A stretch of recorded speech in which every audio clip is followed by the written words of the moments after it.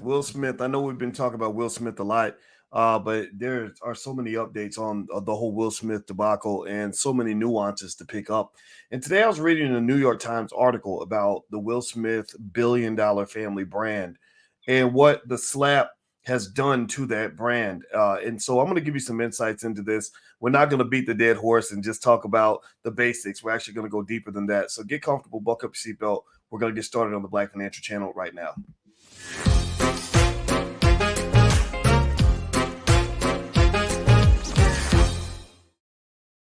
Hey, what's going on, guys? Welcome to the Black Financial Channel. That's theblackfinancialchannel.com. My name is Dr. Boyce Watkins. I'm your friendly neighborhood finance professor.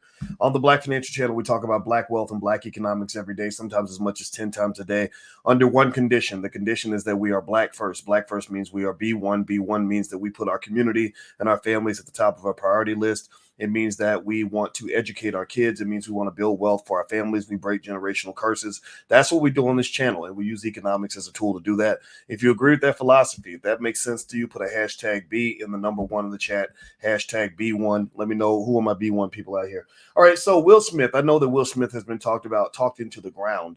And every time I have an urgency to share something or an insight I picked up with you guys, I'm always thinking, oh, Lord Jesus, we're gonna be talking about Will Smith again. It's like Will Smith.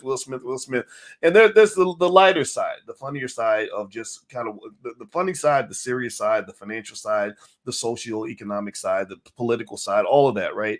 And and I saw this weekend SNL really they made some pretty funny jokes about what happened with Will Smith at the Grammys. Akila Nihonda, one of my favorite rappers, did a really good commentary using hip hop as a way to express herself. I actually put her video on my Instagram. My Instagram is The Real Boyce Watkins. You guys should check it out. I have much respect for Akila Nihonda. She was at the last All Black National Convention, and she's blowing up. Millions and millions of people are seeing her stuff now. So I have so much respect for her. But with this Will Smith thing, the reason that I'm talking about this today, and I did not plan to talk about this today, I kid you not, I had planned to do a whole bunch of other stuff, is I was reading a New York Times article, and they were referencing something that was a really interesting financial side effect of all this, right? Which there's the obvious, right? Okay, people don't like you as much anymore, so now maybe you're not going to have as easy of a time making that $100 million movie deal, right? That's clear. We can kind of see that pretty easily. But one of the other aspects of this is the New York Times dove deep into the fact that the family brand, the Will Smith family brand, is worth hundreds of millions of dollars, if not over $1 billion. Their family, remember, Will is famous, Jada is famous, the daughter is famous, and the son is famous. Oh, I forget the kids' names. Say the kids' names in the chat. I can't remember the kid. Willow and the other one. And then there's the other son nobody knows about, but he's about 29 years old. So anyway, here's what was interesting, right? So I was reading this New York Times article, and the title of the article, in case you want to read it yourself, is Will Smith, a slap could sting the Smith family brand. And that, you guys know we talk about economics all the time. And I thought this was a great opportunity to really talk about a more subtle side of economics, particularly a more subtle side of Black economics. One of the interesting aspects of Black economics is that many of you do exactly what Will had to do. Jaden, thank you. Jaden's his name. Very talented young man.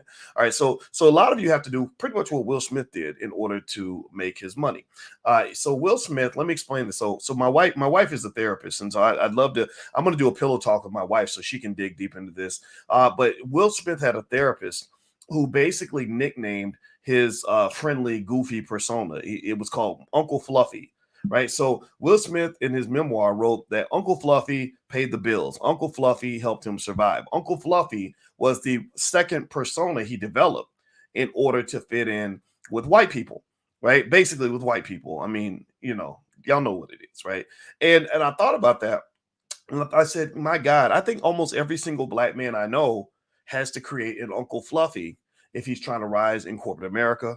You got to have Uncle Fluffy to be able to make it in politics. Because the minute you get mad or get upset about something, they put that stigma on you.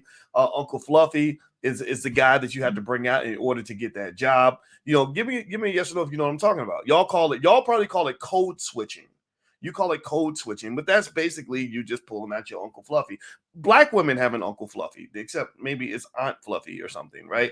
And you have this other side of you that you pull out when you're around everybody else, right? And so for Will, I think the difference with Will is that his Uncle Fluffy was a $1 billion empire, which really, in my view, put him in a really dangerous, awkward space.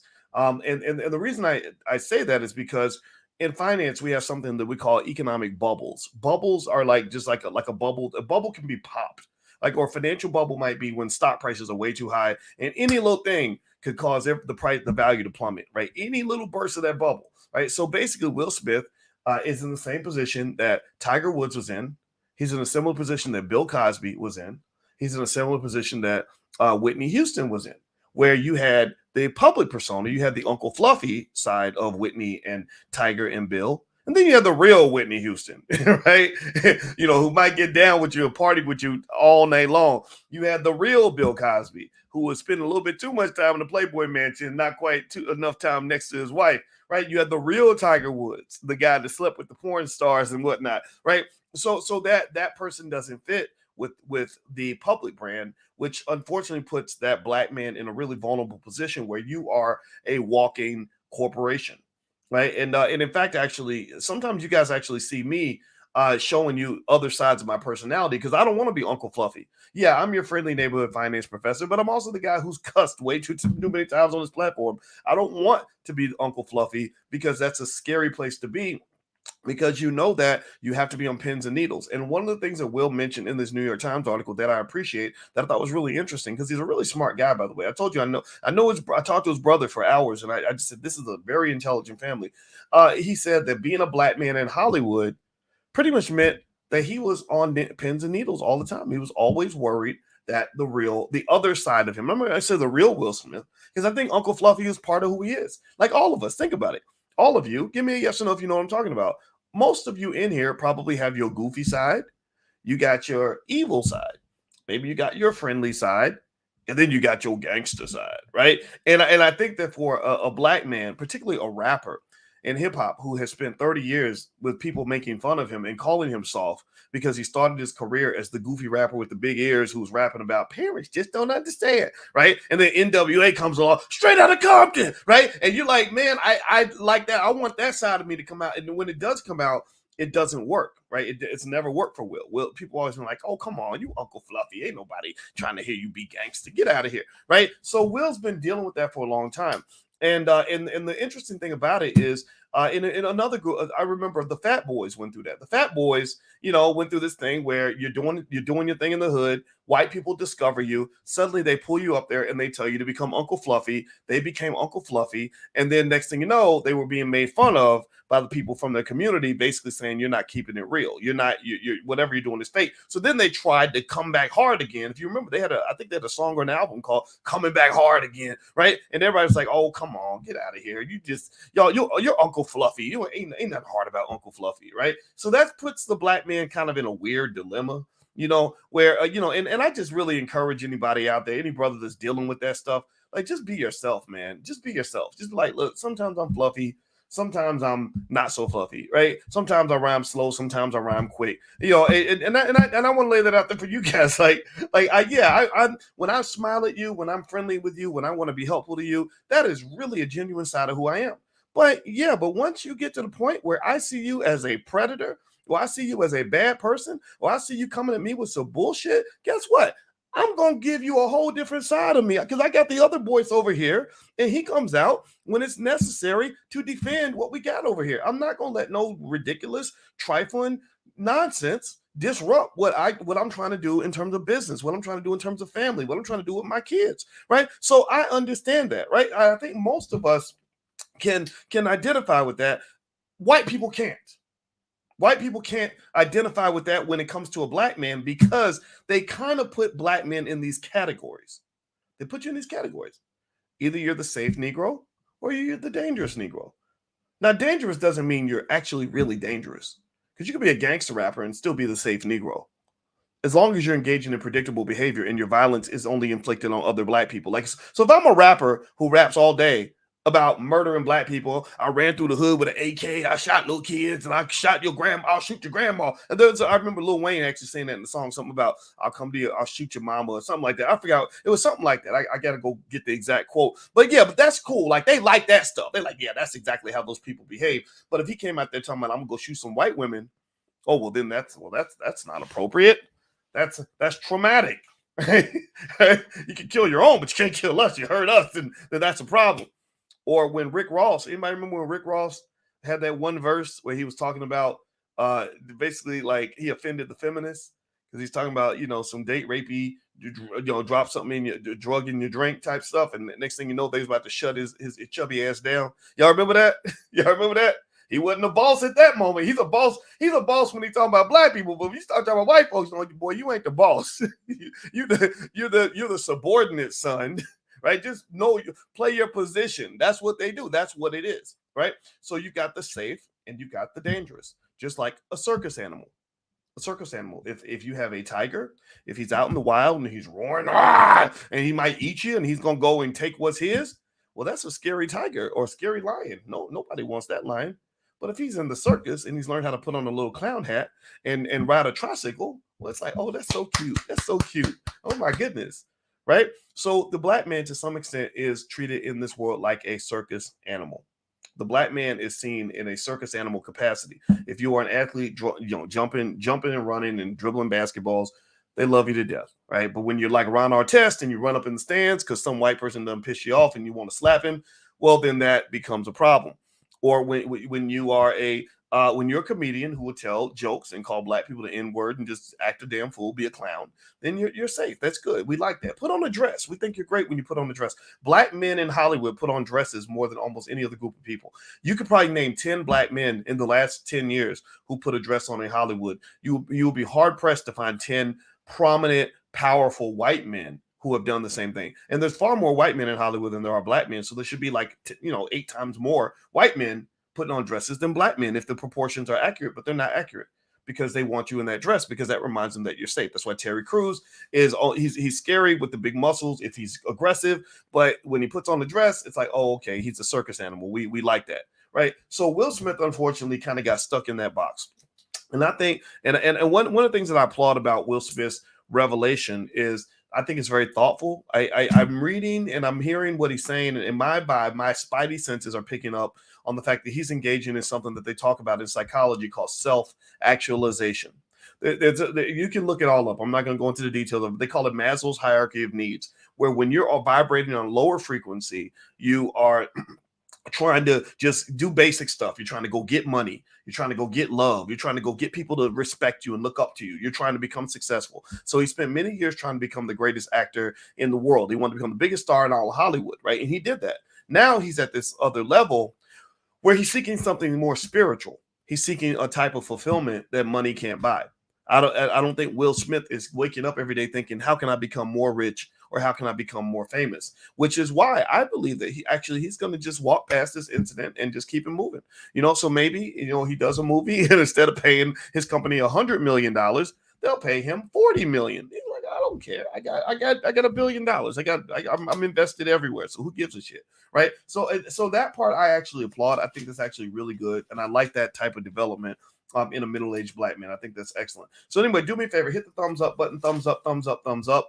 And also I want to remind everybody, if you're interested, my wife and I actually have something called the Dr. Watkins store, where we actually put some of our branded merchandise, like, autographed books and stuff like that. She's a therapist and she wrote a great book called Drama-Free Communication, How to Communicate with Your Partner Without Destroying the Relationship. So there we go. There she is right there, Dr. Alicia Watkins. So if you like an autographed copy of her book or my books or things like that, then feel free to go to the drwatkinsstore.com. The URL is right there on the screen.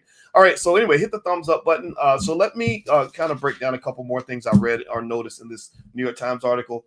So Will Smith, number one, I thought it was really fascinating that his therapist had nicknamed his other character Uncle Fluffy. He created Uncle Fluffy as a survival mechanism, not just to survive the hood, but also to survive white people, right? So he used it to survive his hood at home. He also used it to survive the other hood called Hollywood, right? So he survived Hollywood with Uncle Fluffy because white people like Uncle Fluffy. He survived the hood with Uncle Fluffy because if you can laugh and tell jokes and you're the goofy guy, then you're not as likely to be killed by some drug kingpin. Also, they mentioned, financially speaking, that there are huge financial implications to what happened at the Oscars. He has some films coming out. Three, I think, a deal with Apple Plus. Or Apple, not Apple Plus. Is it Apple Plus or Apple? I get them mixed up. Apple, he has a deal with Disney Plus. He has a deal with Netflix. And those are just three of the deals he had on the table. And from what I understand, one of the movies with Apple is a $100 million movie called Emancipation. And a lot of agents are saying that those deals are on hold and that they're kind of backing up. And they're claiming that he's damaged goods because it's very fragile to maintain your status as an international superstar, especially if you're Black. When you're international, you kind of can't really go off script too much. And he did that, and there's a consequence for it. But if he's ready to pay the price, then I support him. Excuse me. Also, I would say this. If for those of you who are looking, how many of you have planned to start, a business or already have a business, or maybe you're planning to build a brand, whether even if it's a social media brand or whatever, how many of you out there, give me a yes in the chat if you either have a family business or you're planning to start one and it involves something where you want people to know who you are and what you do and all this other stuff. You're building a brand. Give me just a quick little Dr. Boy's brand building tip.